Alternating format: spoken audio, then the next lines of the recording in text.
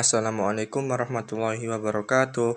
Perkenalkan, nama saya Muhammad Sifaul Qulub dari kelas IPS 3 dengan NIM 222 1010 938. Di sini saya akan menjelaskan tentang pendapatan nasional. Pendapatan nasional adalah hasil yang diterima dari setiap anggota masyarakat ataupun rumah tangga, keluarga yang langsung digunakan maupun dikonsumsi pada waktu tertentu atau 1 tahun, atau bisa diartikan sebagai penjumlahan pendapatan individu. Gross National Product atau GNP adalah perkiraan nilai total dari barang dan jasa yang dihasilkan oleh perekonomian sebuah negara selama periode waktu tertentu, umumnya adalah 1 tahun, dengan alat produksi yang dimiliki oleh suatu negara. Sedangkan GNI adalah seluruh nilai produk, barang, dan jasa yang dihasilkan oleh suatu negara dan dalam periode tertentu dan dapat diukur dengan satuan uang. Cara menghitung GNP.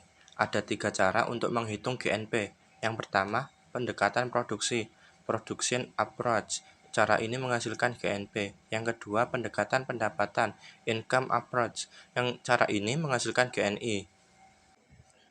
Yang ketiga, pendekatan pengeluaran, expenditure approach. Cara ini menghasilkan GNI.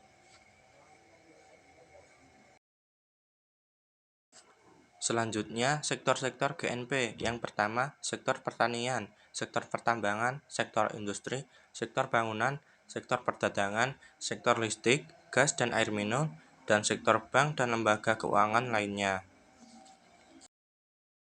Unsur-unsur GNP. Yang pertama, upah dan gaji, bunga, sewa, profit atau laba, pajak tidak langsung perusahaan, penyusunan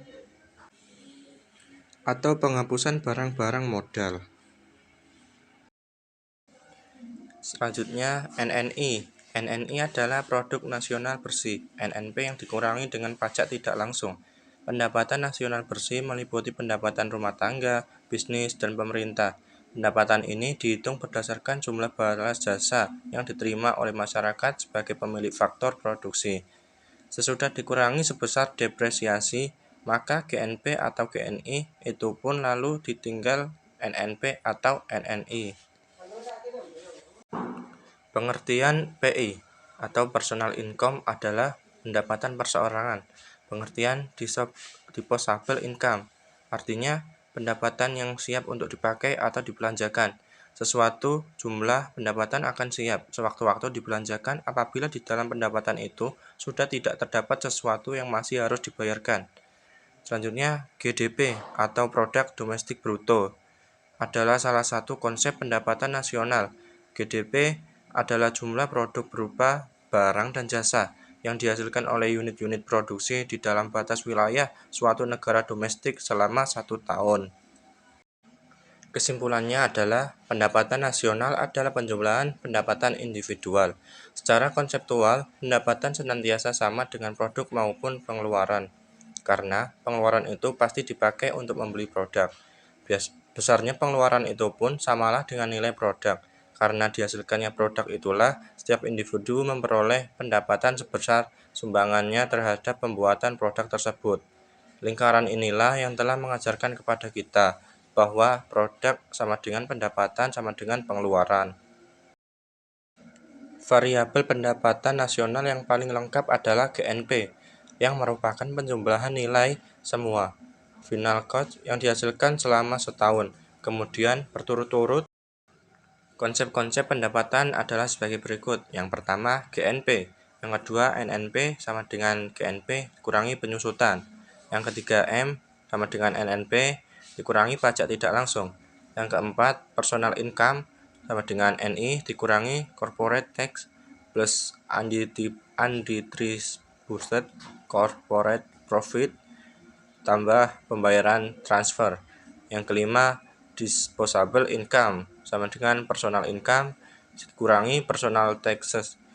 Sementara itu, dalam sebuah perekonomian terbuka, 4 sektor seluruh produk yang tergabung di dalam GNP itu dibeli oleh 4 pihak, yakni konsumen, bisnis, pemerintahan, dan orang asing. Akan tetapi, di antara produk-produk yang kita beli pun tidak sedikit pula merupakan produk impor. Sehubungan dengan itulah, kita kenal konsep GNP. Sebagai GNP sama dengan konsumsi, ditambah investasi, ditambah pengeluaran pemerintahan, ditambah ekspor neto atau Y sama dengan C plus I plus G buka kurung X min M tutup kurung. Terima kasih telah mendengarkan sedikit penjelasan dari saya. Saya menyadari bahwa PPT ini kurang lengkap, masih banyak kekurangannya.